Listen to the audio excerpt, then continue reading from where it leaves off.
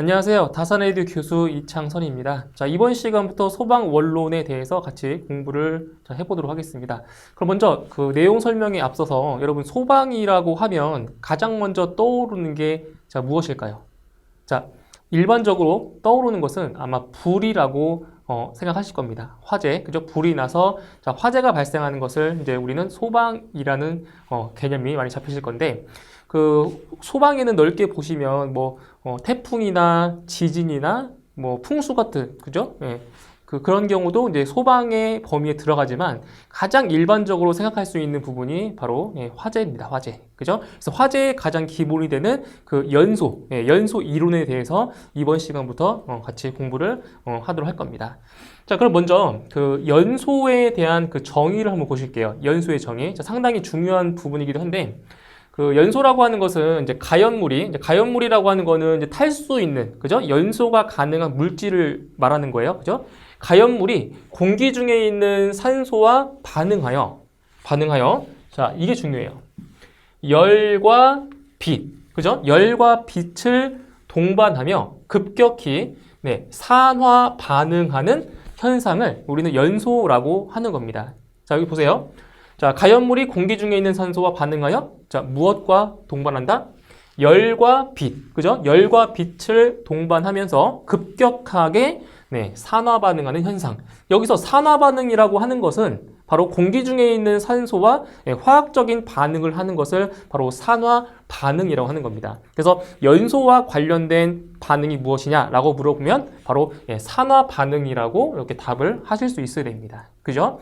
자, 그런데 이제 가령 그 산화 반응을 하는 것들은 전부 다 연소라고 할 수가 있는가?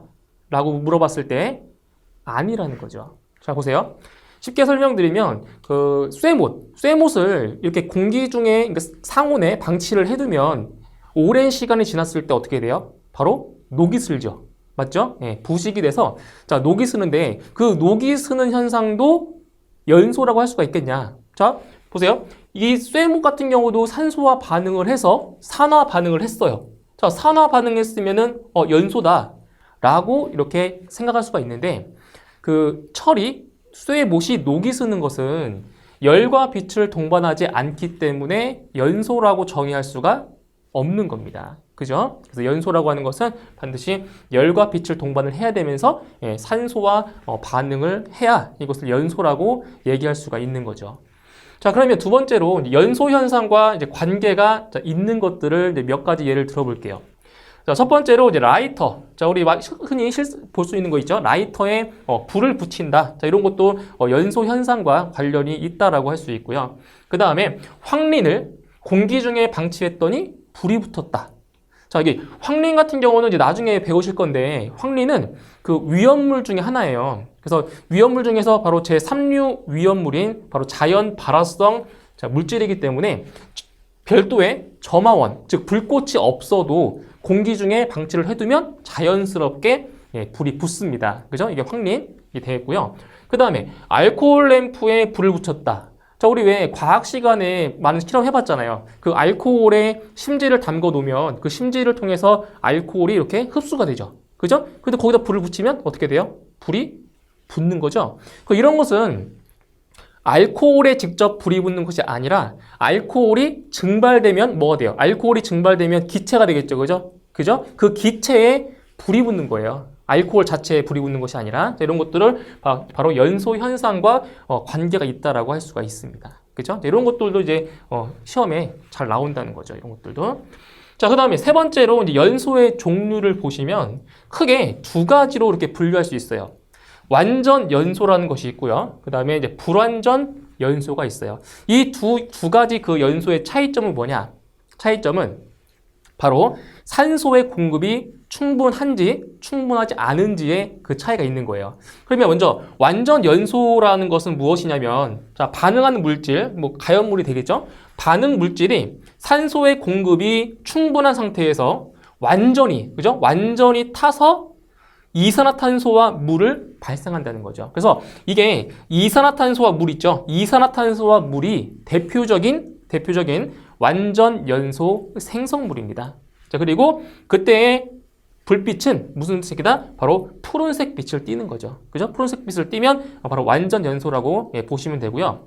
반면에 불완전 연소 같은 경우는 자, 연료가 완전히 반응할 정도로 산소가 충분히 공급되지 않는 경우, 그죠? 산소가 충분하지 않은 경우예요.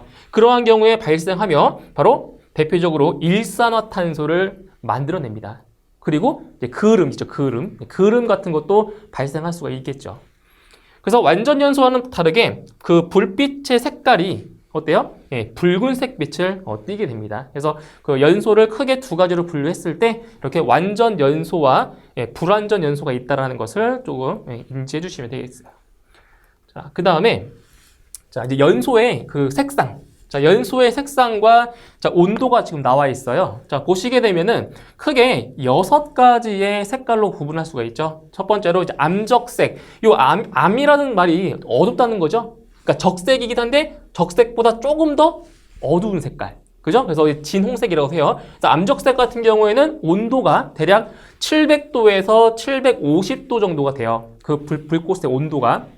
그 다음에 적색, 빨간색 말하겠죠? 적색. 적색은 대략 850도 정도가 되고요.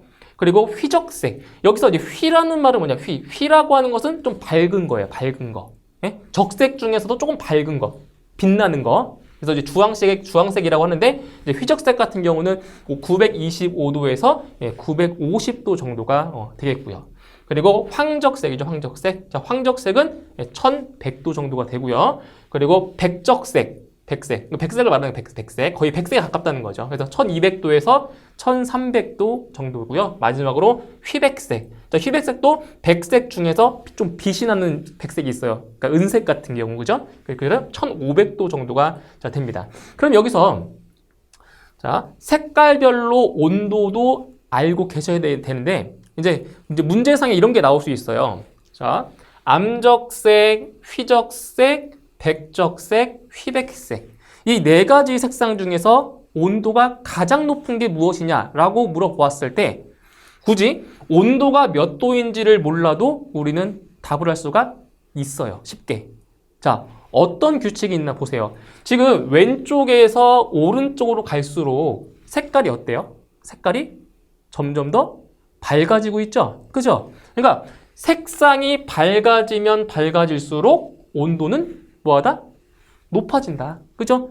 그래서 이런 규칙을 알고 있으면 굳이 온도가 몇 도인지를 몰라도 어떤 색깔이 온도가 높은지 아니면 낮은지 이것을 쉽게 판단할 수가 있다는 겁니다. 이런 규칙들이 있어요. 자, 그 다음에 이제 연소에 3요소가 있습니다. 연소에 3요소라는 것이 있고 이제 연소에 4요소라는 것이 있는데 먼저 연소의 기본적인 3요소를 이제 먼저 볼게요. 자, 보세요. 연소의 3요소에는 첫 번째 가연물. 자, 가연물이라고 하는 것은 탈 수 있는 물질을 말하는 거죠. 가연물. 뭐 쉽게 얘기해서 뭐 종이나 뭐 나무, 그죠? 플라스틱, 그죠? 이런 것들이 전부 다 가연물이 될 수가 있는 거고요. 그 다음에 이제 들어갈 게 바로 산소 공급원입니다. 산소, 그죠? 산소가 없으면 연소가 이루어질 수가 없어요. 그죠? 산소가 없으면 연소가 안 되기 때문에 자, 산소도 연소의 3요소가 될 수 있고요. 그리고 마지막으로 점화원. 점화원. 점화원은 이제 바로 불꽃. 불을 붙일 수 있는, 그죠? 불을 붙일 수 있는 그런 물질을 자, 말하는데 가연물 그리고 산소 공급원, 점화원 이 3가지를 통틀어서 연소의 바로 3요소라고 하는 겁니다. 그죠? 연소의 3요소예요. 그리고 이 점화원을 갖다가 이제 다르게 표현을 하면 이거를 이제 온도라고도 얘기할 수 있어요. 그죠? 온도. 그래서 크게는 가연물, 산소 공급원, 그리고 점화원 이렇게 3가지가 연소의 3요소라는 것을 좀 기억을 해두시면 됩니다. 그럼 여기서 이제 하나씩 볼게요. 이제 하나씩 그 내용을 보면 첫 번째로 이제 가연물입니다. 가연물. 가연물은 뭐라고 했어요? 불에 탈 수 있는 물건, 그죠? 그래서 이거를 고체 연료, 액체 연료, 기체 연료 이런 식으로 이제 분류를 할 수가 있어요. 가연물 같은 경우. 그 다음에 이제 가연물의 그 구비 조건을 볼게요. 가연물의 구비 조건. 그러니까 어떠한 가연물이 될수록 연소가 잘 되는지 그러한 조건을 이제 하나씩 보겠습니다. 자, 첫 번째로 열 전도율이 뭐 해야 돼요? 열 전도율이 작아야 되는 거죠. 그러니까 열 전도율이 높다, 열 전도율이 크다라고 하는 것은 본인이 그 가염물 자체가 가지고 있는 그 열을 다른 곳으로 보낸다는 거잖아요. 열 전도율이 크다는 것은. 그죠? 그렇게 돼버리면은 어때요? 연소가 더 안 된다는 거죠. 그 열을 많이 본인이 가지고 있어야 연소가 잘 되는 겁니다. 그러니까 열을 만약에 딴 데로 보내면 안 된다는 얘기예요. 그래서 열 전도율은 큰 것이 아니라 작아야 되는 거죠. 그 다음에 발열 반응으로 발열량이 클 것. 자, 이거는 당연한 거죠. 자, 발열 반응이라는 것이 있고 그 반대의 개념이 뭐예요? 흡열 반응이라는 것이 있죠. 그죠? 그러니까 흡열 반응이라고 하는 거는 이제 주위의 열을 흡수하는 거고, 발열 반응이라고 하는 것은 본인이 열을 방출을 해서 주변의 온도를 높여주는 거잖아요. 그렇죠? 그래서 가염물이 되려면, 이상적인 가염물이 되려면 발열 반응으로서 발열량이 커야 됩니다. 다른 말로 연소열도 많아야 되는 거죠. 연소했을 때 발생하는 열이 있죠. 연소열이 더 커야 됩니다. 많아야 돼요. 그 다음에 자, 활성화 에너지가 작을 것. 활성화 에너지가 작을 것. 다른 말로 뭐 점화 에너지가 작을 것. 여기서 이 활성화 에너지라고 하는 것이 이제 무엇이냐면, 자, 여기에 하나 예를 들어볼게요. 자, 발열 반응이라고 했을 때, 자, 여기 보세요. 가염물이 있고요. 곡선을 그리자면 이렇게 돼요. 보세요. 아마 이 활성화 에너지라는 그 용어 자체가 많이 생소하실 건데, 자, 여기가 지금 가염물입니다. 가염물. 여기가 가염물이고요. 이제 연소했을 때 어떤 물질이 생성되겠죠. 여기가 바로 생성물이에요. 생성물. 이쪽에 생성물이고요. 그럼 이때 이 곡선에서 활성화 에너지가 어디냐? 자, 여기입니다. 활성화 에너지라고 하는 것은 여기서부터 여기까지. 이 부분이 바로 활성화 에너지가 돼요. 활성화 에너지가 되고요. 그리고 가염물과 요 생성물 사이 있죠. 여기 사이. 이 사이가 바로 이만큼 열이 발생하는 거예요. 여기가 바로 반응열이에요. 반응열.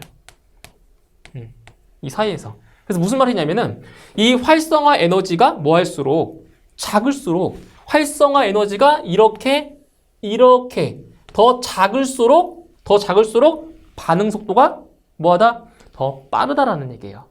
아시겠죠? 그래서 활성화 에너지는 작을수록 더 좋은 가염물이라고 할 수 있는 거죠. 자, 그 다음 산소와 화학적으로 친화력이 클 것. 그러니까 친화력이 크다고 하는 것은 산소와 그만큼 뭐예요? 반응을 잘한다는 거죠. 그렇죠? 그래서 산소와 화학적으로 친화력이 클 것. 즉 산화되기 쉬울 것. 자, 그 다음에 표면적이 넓을 것. 즉 표면적이 넓다라고 하는 것은 이제 공기와 만나는 면, 접촉면이 더 넓다라는 얘기인데, 자, 이렇게 볼 수 있어요. 그 장작에 불을 붙일 때, 자, 잘게 잘려진 장작과 크게 통나무로 되어 있는 장작에 불을 붙일 때 생각해 보세요. 어떨 때 불이 더 잘 붙나요? 통나무일 때보다 잘게 자른 장작일 때가 불이 더 잘 붙죠. 그건 왜 그런 거냐? 바로 표면적이 더 넓어지기 때문에 불이 더 잘 붙는 거예요. 즉 공기와의 접촉면이 더 넓기 때문에, 크기 때문에 불이 더 쉽게 붙는 거죠. 그래서 가염물이 되려면 표면적이 더 넓어야 된다라는 거죠. 자, 그 다음에 연쇄 반응을 일으킬 수 있을 것. 자, 여기서 연쇄 반응이라고 하는 것은 무엇이냐? 자, 하나의 가염물에서 불이 발생했을 때, 불이 붙었을 때 그 불이 다른 가염물에 이렇게 옮겨 붙는 거죠. 그러한 연쇄 반응이 더 잘 될수록 좋은 가염물이라고 할 수가 있는 겁니다. 그죠? 연쇄 반응을 일으킬 수 있어야 되고요. 그리고 수분이 적을 것. 이거 당연한 거죠. 그러니까 마른 장작과 젖은 장작 보세요. 어디가 더 잘 타요? 마른 장작이 잘 타죠? 그죠? 네, 수분이 적어야 됩니다. 가염물 같은 경우는. 그래서 이렇게 대표적으로 가염물의 구비 조건 7가지 정도가 있습니다. 그죠? 좀 숙지해 주시고요. 자, 그 다음에 두 번째로 이제 산소 공급원입니다. 그러니까 산소 공급원도 이제 가염물 못지않게 상당히 중요한 요소예요. 산소 공급원. 왜냐면 산소가 없으면 우리 사람도 살 수 없잖아요. 그렇죠? 맞죠? 이 연소도 마찬가지예요. 산소가 없으면 사람과 마찬가지로 유지될 수가 없다는 거죠. 산소 공급원. 그래서 산소 공급원에는 대표적으로 이제 산소, 공기 중에 있는 산소 있죠. 그리고 공기, 바람, 뭐 산화제 이러한 것들이 이제 대표적으로 산소 공급원이 되는데, 자, 공기 중에 산소 외에 자, 위험물도 산소 공급원이 될 수 있다는 거예요. 되게 좀 희한하죠, 그죠? 어떻게 위험물이 산소 공급원이 될 수 있냐? 위험물인데, 자, 있어요.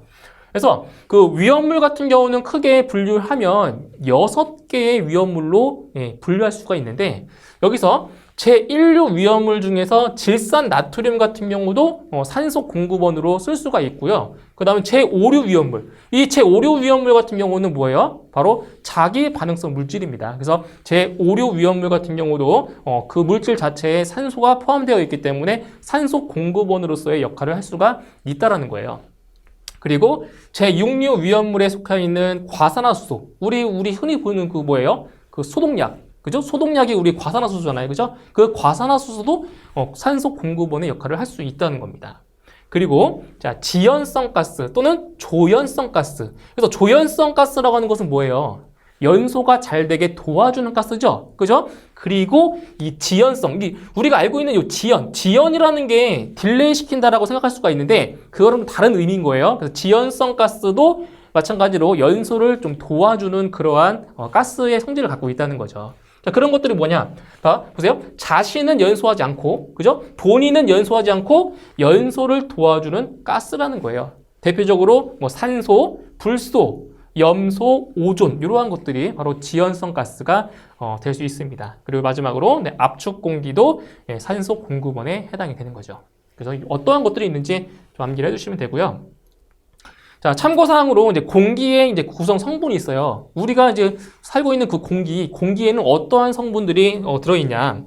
첫 번째 보시면 산소와 질소와 자, 아르곤으로 이제 구성이 되어 있는데 그 퍼센테이지를 또 알고 계셔야 돼요. 그래서 산소 같은 경우에는 공기 중에 21% 정도로 차지하고 있고요. 그리고 질소가 가장 많이 차지하고 있어요. 공기 중에. 질소가 대략 78% 정도 차지를 하고 있습니다. 그리고 좀 약하지만 적지만 아르곤 같은 경우도 1%의 비중을 차지하고 있고요. 그래서 이 공기의 구성 성분의 그 비율, 퍼센테이지도 공부를 하셔야 됩니다. 아시겠죠? 그래서 쉽게 이제 많이 나오는 건 이제 산소예요, 산소. 산소가 공기 중에 몇 퍼센트 구성되어 있냐? 바로 대략 21% 정도 차지하고 있다라는 거. 좀 이 정도 암기를 해두셔야 됩니다. 자, 그 다음 세 번째로 점화원. 자, 점화원은 우리가 쉽게 알 수 있는 그거예요. 불꽃이 있어야 어떻게 되겠어요? 불이 붙겠죠. 그런데 그 자연 발화성 물질이나 자기 반응성 물질 같은 경우에는 어때요? 불꽃이 없어도 스스로 탈 수가 있는 것들도 있지만 대부분의 가연물은 불꽃이 있어야 불이 붙잖아요. 그렇죠? 그래서 그 점화원이라고 하는 것은 이제 연소 반응에 필요한 에너지를 외부에서 공급하는 에너지원이다. 우리가 쉽게 볼 수 있는 게 뭐가 있어요? 라이터, 그죠? 라이터에서 불 나오잖아요, 그죠? 그 라이터 같은 것도 점화원이라고 할 수 있는 거고요. 그리고 가스레인지 같은 경우는 어때요? 가스레인지 딱 누르면 불꽃이 딱 튀잖아요, 그죠? 그 불꽃도 바로 점화원의 일종인 거예요. 그래서 종류를 보시게 되면 뭐가 있어요? 자연발화, 그죠? 자연발화라고 하는 것은 스스로 불이 붙는 거예요. 자연발화, 단열 압축, 나화 및 고온 표면, 충격 마찰, 그죠? 전기 불꽃, 정전기 불꽃 이러한 것들이 다 연소를 일으켜주는 하나의 점화원이 될 수가 있다는 얘기죠. 자, 그 다음에 참고사항에 보시면 이제 점화원이 될 수 없는 것들이 있어요. 대표적으로 이렇게 세 가지가 있는데, 자, 보세요. 기화열이 있고요. 융해열, 그리고 흡착열. 자, 이 내용을 좀 설명을 드리려면은, 그러니까 우리가 알고 있는 그 물질의 상태가 몇 가지가 있어요? 물질의 상태가 크게 세 가지가 있잖아요. 자, 여기 보세요. 자, 고체라고 하는 물질이 있고요. 그리고 액체도 있죠? 액체. 이렇게 액체가 있고요. 이제 마지막으로 기체. 네, 기체. 이렇게 있습니다. 그러면 고체 상태에서 액체 상태로 변할 수도 있고, 액체 상태가 기체 상태로도 변하잖아요. 그죠? 물질이 변해요. 그때 이제 우리가 무엇이라고 하냐. 자, 하나씩 볼게요. 고체 상태에서 액체 상태로 변한다. 이것을 뭐라고 해요? 이거 뭐라고요? 쉽게 얘기해서, 자, 딱딱한 엿. 그것을 막 되게 묽게 변하잖아요. 이걸 뭐예요? 녹는다라고 하죠? 그죠? 그래서 이거를 융해. 그죠? 이것을 융해라고 해요. 고체에서 액체 상태로 변하는 것을 융해라고 합니다. 융해. 그러면 반대로 액체 상태에서 고체 상태로 되는 걸 뭐라고 해요? 우리 뭐라고요? 굳는다. 쉽게 얘기해서 굳는다. 그죠? 이거를 응고. 응고라고 합니다. 응고. 그죠? 응고. 자, 그 다음에 액체 상태에서 기체 상태로 된다? 그러니까 물이 수증기로 바뀌는 거. 이걸 뭐라고 해요? 우리 이것을 바로 기화라고 하죠. 기화. 기화. 그죠? 기화. 자, 그 다음에 반대로 기체 상태에서 액체 상태가 된다? 이거 뭐라고 해요, 그럼? 이거를 액화라고 하죠. 액화. 액체 상태로 된다. 액화. 그죠? 액화. 그리고 이제 고체 상태에서 기체 상태가 됐을 경우를 이걸 뭐라고 해요? 승화라고 하죠. 그리고 반대의 경우도 똑같이 승화라고 우리가 얘기를 합니다. 그래서 여기 말하는 점화원이 될 수가 없다. 점화원이 될 수 없는 게 뭐가 있어요? 기화열. 이거죠? 액체 상태에서 기체 상태로 변할 때 생기는 열. 그죠? 기화열. 기화열이 점화원이 될 수가 없다는 거고요. 그리고 고체 상태에서 액체 상태로 변할 때 생기는 열. 융해열. 그죠? 융해열도 점화원이 될 수가 없다라는 거예요. 그리고 이제 여기서 흡착열. 흡착이라고 하는 거는 뭐에 딱 붙는 거잖아요. 그죠? 흡착열 같은 경우도 점화원이 될 수 없는 대표적인 하나가 되겠습니다. 그래서 이 세 가지에 반드시 좀 암기를 해주세요. 점화원이 될 수 없는 것. 자, 그 다음 여섯 번째. 자, 여섯 번째에 보시면은 우리가 좀 전에 그 연소의 3요소를 배웠잖아요. 그죠? 연소의 3요소가 있는데 연소의 그 3요소에다가 한 가지만 더 플러스를 하면 연소의 4요소가 되는 거죠. 이걸 다른 말로 사면체적 요소라고 하는데 이거를 이제 그림으로 한번 그려보면 이렇다는 거예요.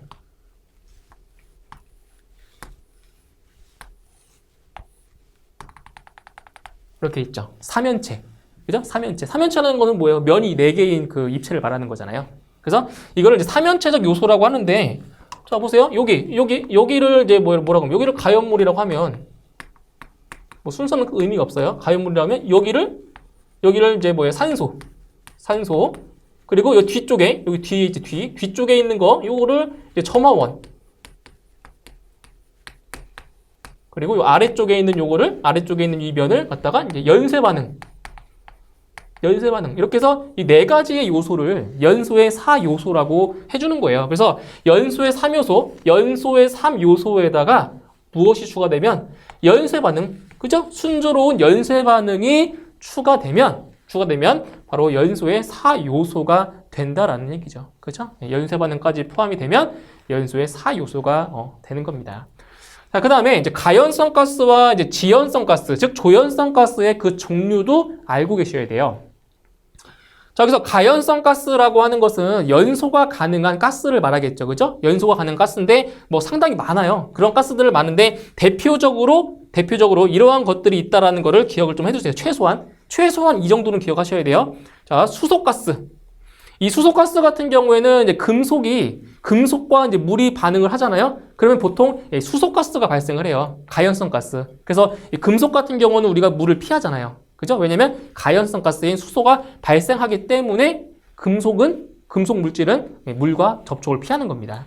그 다음 메탄. 자, 메탄도 있고요. 그죠? 메탄. 일산화탄소. 일산화탄소는 우리가 화재가 발생하면은 많이 발생하는 가스 중에 하나죠. 그죠? 일산화탄소. 그 다음 천연가스, 에탄, 암모니아. 이런 것들이 대표적인 가연성 가스라고 할 수가 있고요. 반대로 이제 가연성 가스가 아닌 본인은 연소하지 않으면서 연소를 도와주는 가스. 뭐가 있어요? 지연성 가스. 여기에는 산소, 오존, 염소, 불소, 공기. 이런 것들이 대표적인 지연성 가스라고 할 수가 있습니다. 그죠? 이렇게 꼭 암기를 좀 해줘요. 대표적인 그러한 가스들이에요. 반드시 암기를 하셔야 되는 부분이에요. 자, 그 다음 두 번째 보시면 이제 우리가 연소라는 것을 우리가 배웠어요. 그죠? 그러면은 연소의 형태에는 어떠한 것들이 있냐? 이것도 아셔야 되겠죠. 그죠? 연소의 형태. 자, 연소의 형태는 크게 3가지로 우리가 분류할 수 있어요. 어떻게 분류할 수 있냐? 고체의 연소, 그리고 액체의 연소, 그리고 기체 연소. 이렇게 세 가지로 분류할 수가 있는데, 자, 첫 번째로 고체의 연소를 먼저 볼게요. 근데 여기에서는 우리가 어떠한 연소가 고체 연소인지, 어떠한 연소가 액체 연소인지 이거를 잘 구분할 수가 있어야 돼요. 아시겠죠? 구분하셔야 돼요. 그래서 고체 연소에는 어떠한 것들이 있냐? 첫 번째로 자, 표면 연소라는 것이 있습니다. 표면 연소라는 것이 있는데 하나씩 볼게요. 숯이나 코크스, 목탄, 금속분 등이 열 분해에 의하여 가연성 가스를 발생하지 않고, 가연성 가스를 발생하지 않고 그 물질 자체가 연소하는 거예요. 일반적으로 가연물이 불이 붙으면 가연성 가스가 발생해서 그 가연성 가스에 불이 붙는 거예요. 그런데 이러한 숯이나 코크스, 목탄, 금속분 같은 경우에는 가연성 가스가 발생하는 것이 아니라 그 물질 자체가 타는 겁니다. 그죠? 이런 것들을 자, 표면 연소라고 하는 거죠. 그래서 여기서 알고 계셔야 될 게 뭐냐? 표면 연소는 고체 연소의 하나라는 것을 알고 계셔야 되고요. 그리고 표면 연소에 어떠한 물질들이 있는지도 아셔야 돼요. 그래서 표면 연소에는 숯, 코크스, 목탄, 금속분 이런 것들이 있다는 거 대표적인 거예요. 더 있어요. 그죠? 더 있지만 대표적으로 이런 것은 최소한 이만큼은 알고 계셔야 된다는 겁니다. 자, 그리고 그 다음에 보시면 이제 참고사항으로 자결연소겠어요. 자결연소. 여기서 자결이라고 하는 건 뭐예요? 이글이글 끓는 거예요. 끓으면서 타는 거예요. 끓으면서. 그러니까 쉽게 얘기해서 이 자결 연소라고 하는 거는 불꽃 없이 연소하는 거예요. 불꽃 없이 연소하는 것을 자결 연소라고 하는데 그 자결 연소에는 어떤 것이 있냐? 바로 연쇄 반응이 존재하지 않는다. 자, 연쇄 반응이 뭐예요? 하나의 가연물에 어떤 가연물에 불이 붙으면 그 가연물에서 다른 가연물에 불이 옮겨 붙고 뭐 이런 거잖아요. 그죠? 근데 이 자결 연소 같은 경우에는 불꽃 자체가 없기 때문에 어때요? 연쇄 반응이 존재할 수 없는 거죠. 그죠? 연쇄 반응이 존재하지 않아요. 그리고 순수한 숯이 타는 것. 우리 왜 캠핑 가면은 어떻게 해요? 숯에다가 우리 불을 붙이잖아요. 그죠? 붙이면 어때요? 그 숯 자체가 빨갛게 달아오르면서 타잖아요. 근데 불꽃이 있어요? 없어요? 불꽃 없어요. 그죠? 그 숯 자체 안에서 그 내부에서 막 불이 타는 거라고. 이글이글 끌어오른다고요. 그것을 우리가 자결 연소로 하는 거죠. 그죠? 대표적인 숯이 있고요. 그 다음 불꽃 연소. 불꽃 연소에 비해서 어떻게 되겠어요? 발열량이 크지 않다라는 거죠. 불꽃이 없기 때문에. 그리고 응축 상태의 연소다. 응축이라고 하는 게 뭐예요? 응축은 이렇게 모여 있는 거잖아요. 그죠? 응축 상태. 불꽃이 발생하지 않고 안에서 요만큼 안에서 내부에서 연소가 되는 거예요. 그래서 이것을 일종의 응축 상태의 연소라고 표현을 할 수 있는 거죠. 그래서 자결 연소에 어떠한 내용들이 있는지도 좀 기억을 해두셔야 되고요. 자, 그리고 교체 연소의 그 두 번째, 자, 분해 연소예요. 분해. 자, 그래서 분해라고 하는 거는 어떻게 보면 좀 약간의 화학적인 요소가 가미가 되어 있어요. 분해. 자, 보세요. 석탄이나 종이, 플라스틱, 목재, 자, 고무 등의 연소 시 열 분해에 의해서 발생된 가스와 산소가 혼합하여 연소하는 현상. 이것을 분해 연소라고 합니다. 그래서 여기도 마찬가지로 분해 연소에는 어떠한 물질들이 있는지를 기억하셔야 돼요. 그래서 대표적으로 석탄, 종이, 플라스틱, 목재, 고무 이러한 것들이 대표적인 분해 연소라고 할 수 있는 거죠. 반드시 암기하셔야 되는 거예요. 아시겠죠? 자, 다음 세 번째로 자, 증발 연소. 증발이라고 하는 건 뭐 증발이라고 하는 건 우리가 쉽게 설명을 드리면 액체 상태에서 기체 상태로 변할 때 우리가 증발한다고 하잖아요. 그렇죠? 그러니까 이런 거예요. 우리가 이제 그릇에 어떤 물을 담아 놓으면 일정 시간이 지났을 때 어때요? 물이 없어지죠. 그죠? 없어진단 말이에요. 그게 왜 없어진 거예요? 물이 증발했기 때문에 없어지는 거예요. 그죠? 그래서 증발 연소는 뭐가 있냐?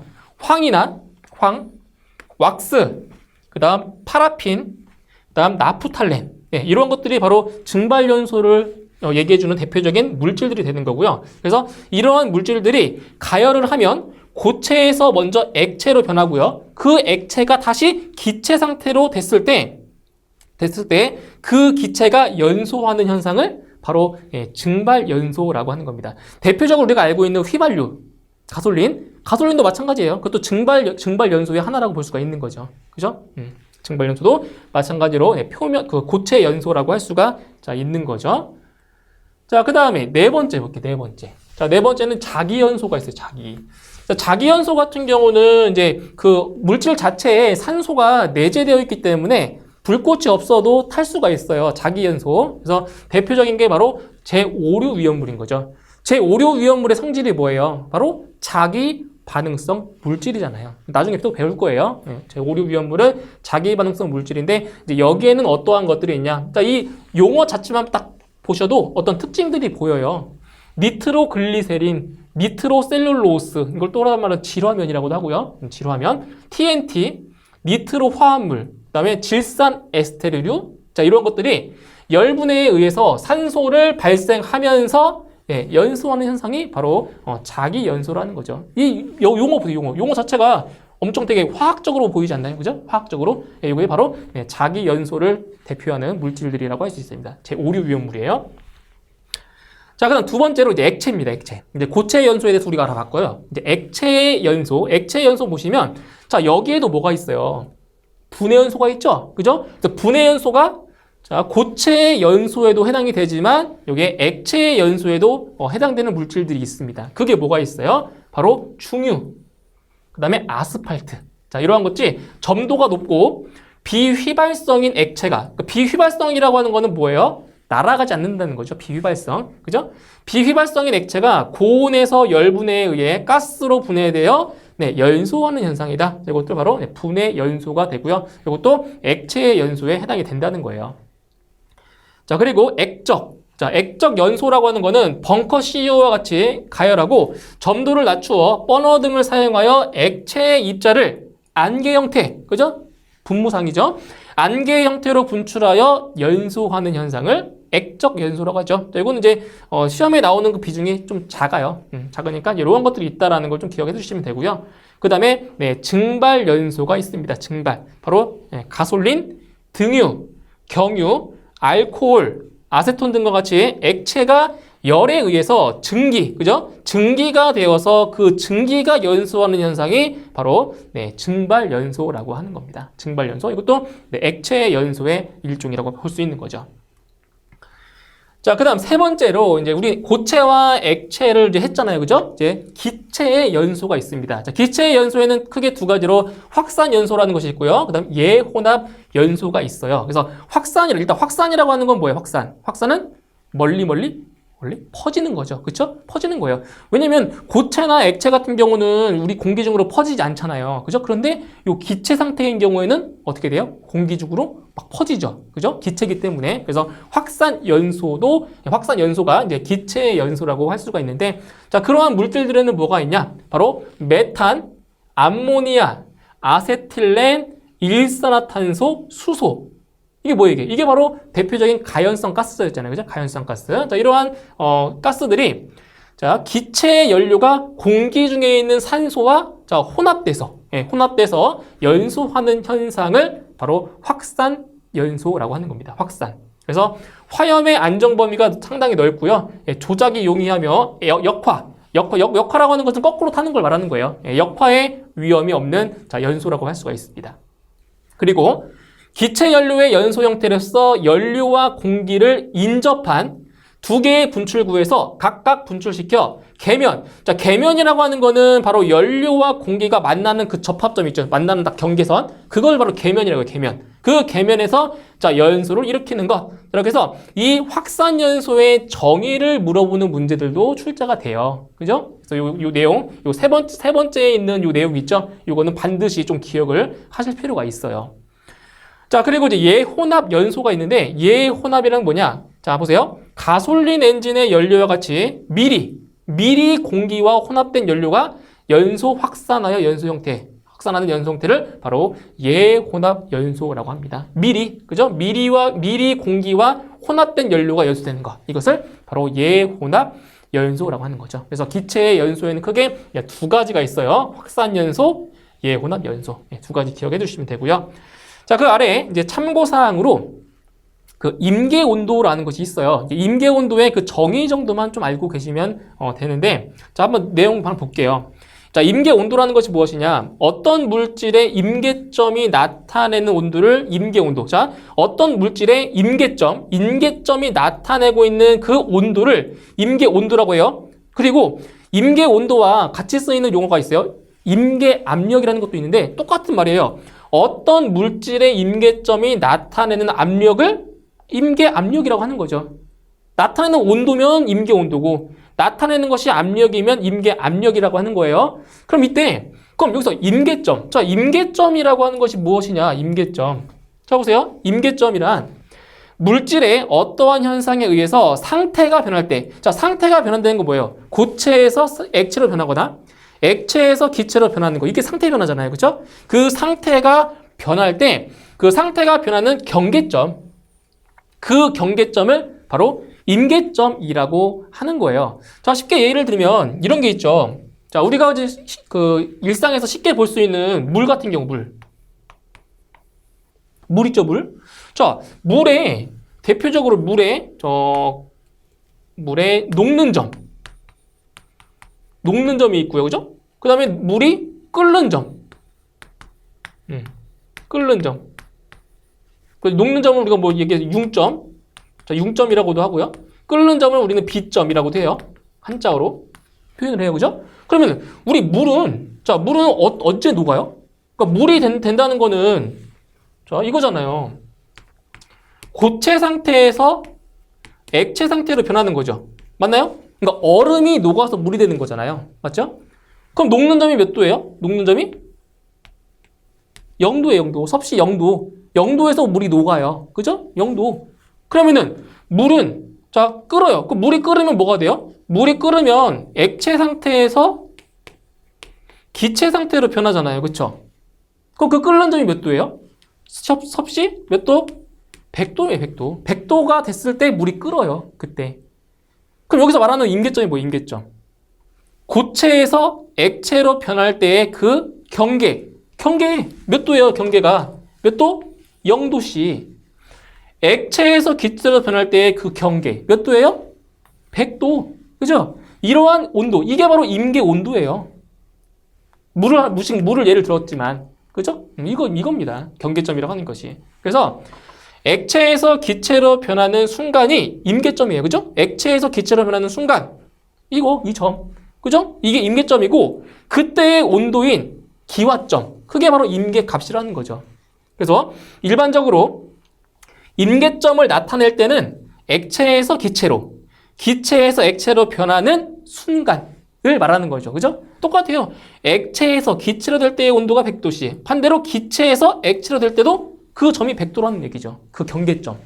그죠? 그래서 상태 변화는 물질의 온도와 주변 압력에 의해서 결정되기 때문에 물질에 따라 임계점에서 온도와 압력이 결정이 된다는 겁니다. 그래서 여기서는 임계 온도의 그 내용, 정의 이 정도만 좀 알고 계시면 될 것 같아요. 임계 온도라는 거. 자, 그다음에 이제 연소상의 문제점. 자, 이제 여기는 이제 그 시험에 나오는 비중이 그렇게 높진 않아요. 그러니까 예전에 아주 한 7, 8년 전 정도에는 이런 문제들이 좀 출제가 많이 됐었는데 최근 경향을 보면 이 문제의 비중이 점점 줄어들고 있어요. 그래서 이 내용 같은 경우에는 좀 이제 모르면 또 안 되겠죠. 그래서 이 내용은 참고 삼아서 조금 더 공부를 해주시면 될 것 같아요. 자, 연소상의 문제점이 크게 이렇게 세 가지로 나타낼 수 있어요. 백파이어, 역화, 거꾸로 타는 거예요. 역화. 리프팅. 그러니까 리프팅이라는 건 뭐예요? 리프팅? 붕 뛰어 오르는 거잖아요. 그죠? 띄우는 거. 그리고 블로우오프. 이제 블로우라고 하는 것이 바람을 부는 거. 그죠? 이게 블로우오프인데, 자, 하나씩 볼게요. 자, 먼저, 이 백파이어 같은 경우는, 자, 보세요. 가연성 가스의 분출 속도가 연소 속도보다 낮아져 화염이 버너 내부로 진입하는 현상이다. 자, 이런 거예요. 잘 보세요. 여기 예를 들어서 라이터 한번 예를 들어볼게요. 라이터. 우리가 흔히 볼 수 있는 그 라이터가 이렇게 있죠. 여기 이제 구멍이 있어요, 구멍. 여기 이제 버튼을 딱 누르면 이제 여기서 불이 이렇게 막 나오잖아요. 그렇죠? 라이터 같은 경우. 그런데 여기서 보시면, 자, 분출 속도가, 분출 속도라고 하는 것은 여기서 불꽃이 이렇게 나오는 속도를 말하는 거예요. 그죠? 그런데 이 분출 속도가 연소하는 속도보다 뭐하면 더 낮으면, 그러니까 이건 뭐예요? 이거 보시는데요. 수요가 공급보다 뭐해지면, 수요가 공급보다 커지면, 이해랑 똑같은 거예요. 네? 수요가 공급보다 크다는 얘기예요. 그럴 때 뭐해진다고요? 버너 안쪽으로 불이 이렇게 타야 되는데 오히려 이렇게 탄다고요.